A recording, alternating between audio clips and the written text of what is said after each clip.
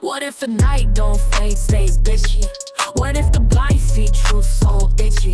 What if clocks tick backwards, sound tricky? What if the broke had gold while it's sticky? What if all these questions spin? What if the loss was the path to the win? What if I never started, where would I land? What if I'm building dreams on sinking sand? What if the moon got beat? Here it goes. What if? This is a serious one. I think this is a heavy one. Because we got the little boy who got drugged by the white man who was drunk and they didn't even charge him. The little boy died in the hospital. We got the track meet when the boy got stabbed to death.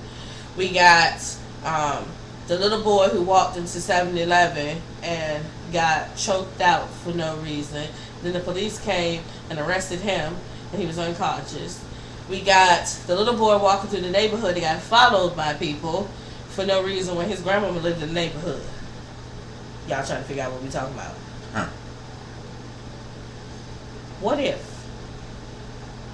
What if your child was treated differently because of the color of their skin? This is a heavy what if.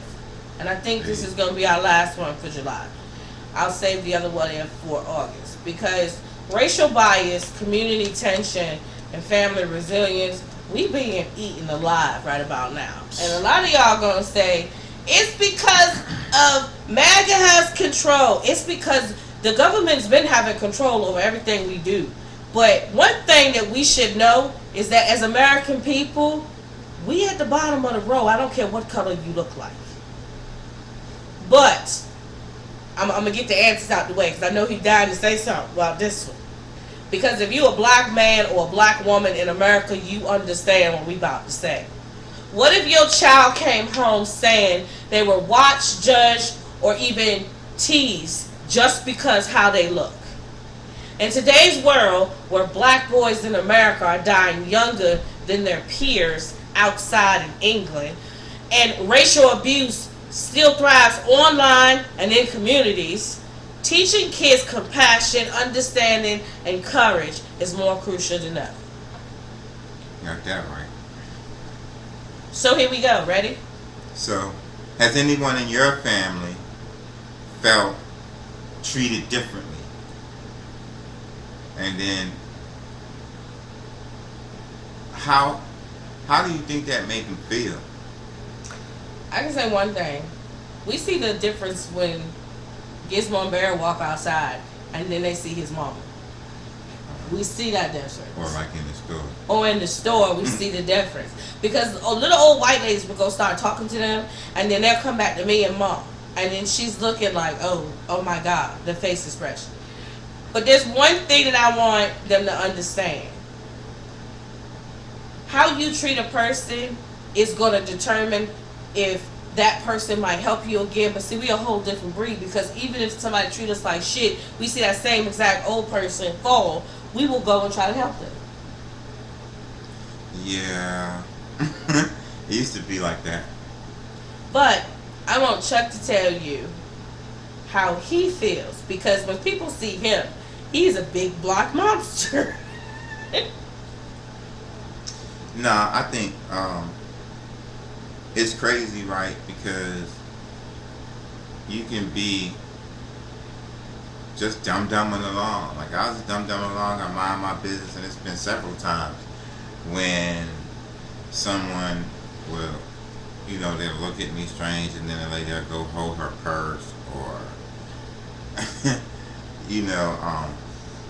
people will kind of like shy away from me, and I'm going, okay, I know I'm in this space where it's mostly not people that look like me, but I'm here doing legitimate business, or handling whatever I need to handling, and minding my business. Like I said, I'm just dumbing along, but I noticed a lot of times, and it used to bother me.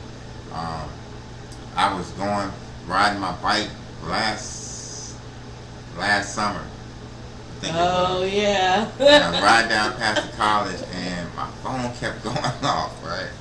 And it was this college young lady or woman, and she was she was a white woman, and she was, just jogging. I was riding past, and then I stopped. I got probably a half a block past her, and I stopped, and I got my phone, and it was the way she looked at me that made me look back at her, and then I got my phone, and I was like, this lady, her whole vibe change was, and like I'm gonna try to, do something to her, or like I'm gonna kidnap her or something like that, and I'm going like I'm an axe murderer, you know what I mean? And it kind of ticked me off because she caught me off guard with it, and then she was like the way she was hesitating and then stopping, like just stopping in place and looking around like she was looking for somebody else to come by, and then running and turning and looking like kept looking back at me like I was Jason, because Jason be walking and they be running, right? And they be still catching up. That's why she's looking at me, and I'm going, all right. It kind of ticked me off, so I rode my bike. I turned around. I put my phone up and I turned around and I went behind her and I started going oogity boogity like that, oogity boogity like that, and she just kept looking and jumping, and she ran like she dashed to the door of one of the school buildings where some people was at and stuff, and I started laughing. I couldn't stop laughing every time I thought about that for about 2 weeks. I want y'all to go get y'all kids to hear this whatever. I want y'all to get your young boys and especially the teenagers, because I'm about to talk about something. 2 things could have happened in that situation. The first thing is, which what they like to do, is they gonna dial 911 and say somebody was following them when they were both going in the same direction. Won't even take no place. But I just want to ask y'all a question. I want you to go right now and Google, what race is the one that mostly commits sexual assaults? I want you to go Google that. As a matter of fact, hold on. It might not work because we on camera. Just because our phones are like work. Google. Can you tell me what race commits the most sexual assaults? It ain't gonna talk. You ain't gonna talk. Okay. Volume all the way down. Okay. So, demographic of people. Wait. That's non-strangers. That's what I want. Okay, you ready? 93.8% of individuals sentenced for sexual assault were men. 55.4% were white. 16% were black.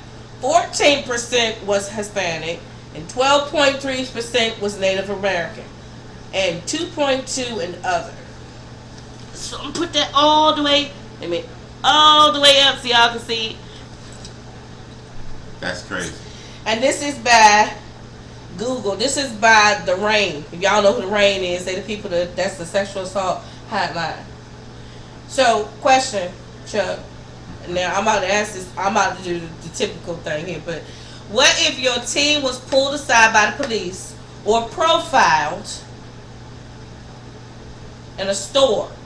How would they react? 1, you have the right to remain silent. 2, you have the right to remain silent. Amen. 3, you have the right to remain shh. Exactly. If the police has profiled you and pulled you over and you are a said teenager, you are 17 and below, you have the right to remain silent. Anything you say can and will be used against you in the court of law. You have a right to an attorney, but wait, you're a minor, and you have a right to call your parents. I am a minor. I was born in this year. I would like to call my parent. Body camera on. Ask the question. You have the right to shut up. Please do. Exercise that right. Make it strong. Now, this is where I want to Gizmo, because Gizmo, he get real ticked off about this one. Because, Gizmo is 18. Gizmo went through law for 2 years. And you know what he learned in the 2 years he went through law? That 75.9% of the black boys get arrested because you don't exercise the first right. Your right to remain silent. Why should they remain silent? because if you don't say nothing, they don't got nothing. Because anything you say can and will use against you Right. in the court of law. Exactly. And if you don't say anything, what can they use? Now I'm going to say this. Some of y'all like to get antsy and y'all want to get smart and that mouth start going. And you already dealing with an ignorant person who feel like he got the authority and the power to take your life. I'm that man talking. What you need to do is be the first one to say, I'm age, whatever, I was born, what year, and if you, I need to call my mama. Parents, get a piece of paper. I need to call my daddy. I need to call my grandma. Get a piece of paper right now. This is what I want you to do. You exercise these three questions to your kids. Tell them. First, my name is. I was born in the year. I would like to call my guardian. My name is Terry Smith. If you are Terry Smith, I ain't calling you out. I don't know who you are. I'm just saying using that name. I was born in. Give me a year. 2008. No, because Matthew was born in 2000. Oh yeah, 2008. Thank you. I was born in 2008. You may say your birthday. However, you follow up with this.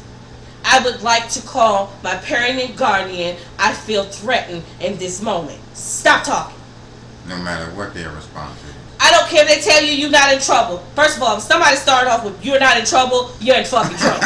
Okay? Let me be the adult that's going to be clear with you. You're in trouble. There's a trap right around the corner. If somebody else tell you, we just want to get to the bottom of this, they don't want to get to the bottom of nothing. They just want to get this whole situation over and done with.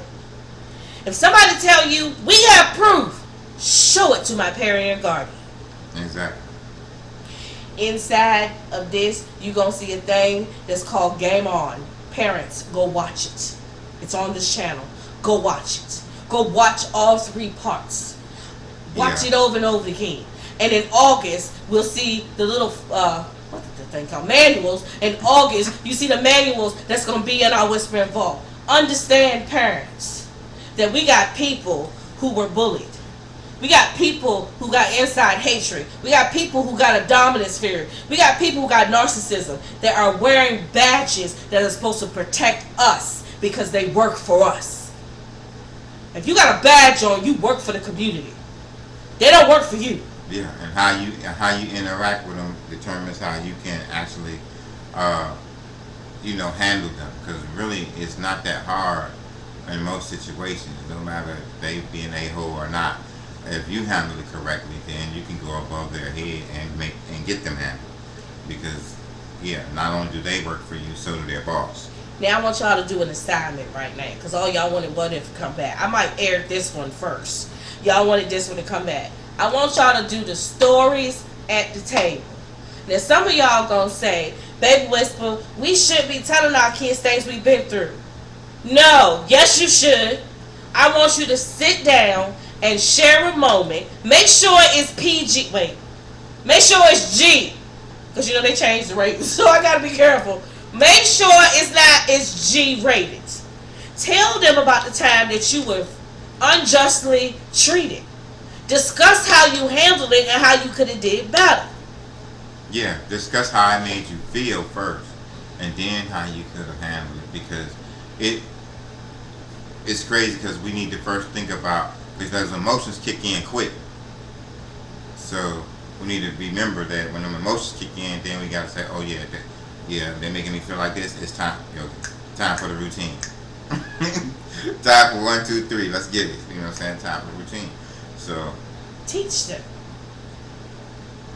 If you see it, you share it. You stand up. If you see injustice, you share what you witness. You stand up, a voice, and support, and go help. I just say get in the middle of it. Y'all like doing this real quick when some stupid shit going on. Mm-hmm. Y'all see this little thing right here? Yes, I got a pink one. I love pink. Anyway, that's not the point. Y'all see this thing right here? Y'all see it? He got one too somewhere. He can't even find it. It's over there. He got one too. I need you to start doing this. This, what they be saying is illegal, is not illegal. No, if you're in the public, you can be on. If you're in the public and you're nowhere, you are at least 15 feet away from them, and you can still see them, you can record. The only time you are evading justice is when you get all the way up on them. But if you are one of the people with the person that they are handcuffing, you're in the middle. They came to you. You didn't go to them. Understand what's happening? See, a lot of y'all don't know y'all rights. And y'all keep saying, well, how they able to do this? How they able to do this? They able to do this because you think you can do like we did back in the day, and we can't do like we did back in the day. You know, back in the day when our parents started riots, when our parents got up and when something happened, they started together as community. We don't have community anymore. Yeah, and that's the sad thing about it. So we got to start getting back together and learning what to do and sticking on it, because when everybody's doing it, when more people in the community know how to handle these situations and start handling them different, we can bring different outcomes also. So. Which brings me to Game On in person. Y'all know that y'all can actually hire us to come and teach a bunch of y'all teenagers the same thing we be teaching y'all up here. Y'all do know that, right? Yeah, and in more detail and practicality. With workbooks, what I can have them doing it. And then we can have them role play. And a lot of y'all don't like role playing. I don't know why y'all don't like role playing. Y'all get on the games like your kids. Is it embarrassing to role play? I don't think so. But I'm a big kid, so what would I? Role playing is the best way that you and your child can learn on the same page. You want to know why a lot of these teenagers don't want to listen to y'all? Because they know that y'all don't want to learn it either. Oops, I dropped a little T. All right, y'all. It is what it is. We got to get on top of things. All right, y'all. Y'all know what to do. Wait. First, go in the description. Go watch Game On. Then come ask us some questions. Right. And if you want to get us to do Game On for your class, for your little community, let us know. Y'all know what to do now. If you whisper, we will hear you. Unless you ask me a question before you watch Game On. That's not important. Ready? 1, 2, 3. Shh. Yeah, it's time to rise. Let's go. They told us to be quiet, to sit in the back, but now we're here to speak truth, and that's a fact. Whispering with purpose, watch the world change. We rise in the silence, breaking all the chains. We lead with love, we lead with grace, making noise with wisdom, setting the pace. From the shadows to the light, watch us shine. Every whisper's a weapon, one word at a time. Try to silence us, try to keep us down, but we're loud enough, lifting up this town with the truth they've been missing. I have a dream. I am honored to stand with you today in what will go down in history as the moment we reaffirm our commitment to justice, equality, and unity in the face of adversity.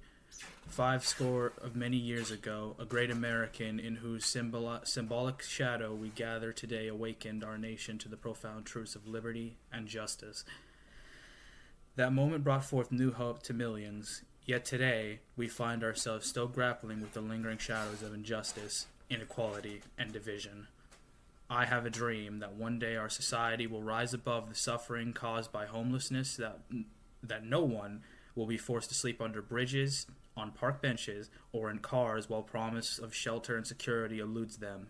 I dream of a day when every individual, regardless of circumstance, has a place to call home, dignity intact, and hope restored.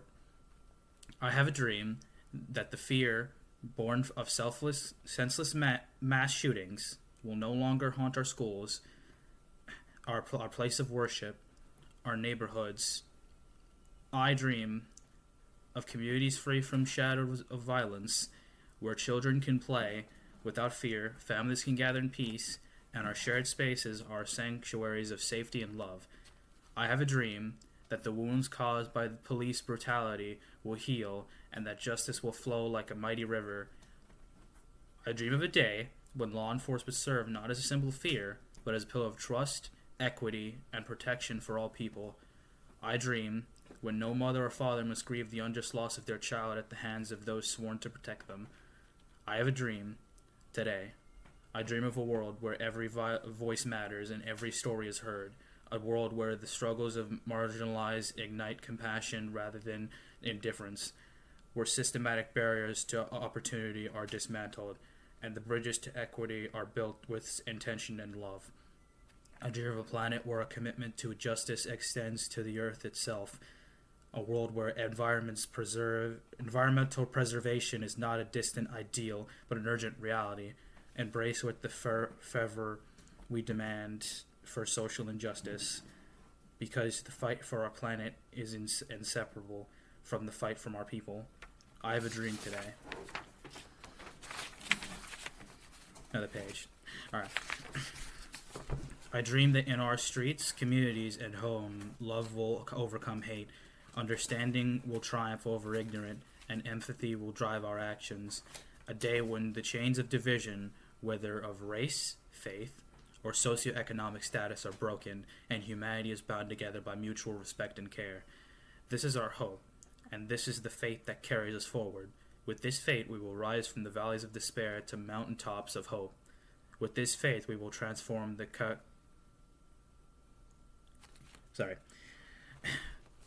cacophony of discord into harmonious symphony of unity.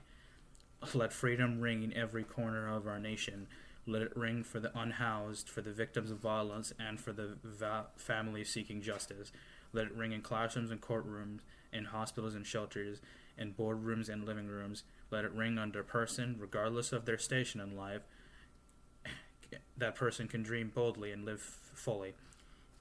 And when this happens, when we let freedom truly ring, we will hasten the day when all of God's children, regardless of race, age, wealth, or ability, will join hands and sing the world of the old spiritual. We are free at last, free at last. Thank God Almighty, we are free at last. Y'all know what to do.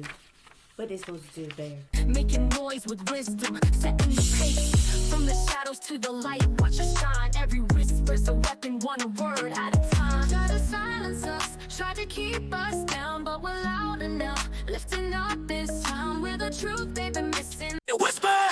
And I storm in, but don't yell, I don't yell, I form and move like a wave when the winds start warning. Soft voice, hard shield, queen of the field. Don't mistake stillness, that's when I'm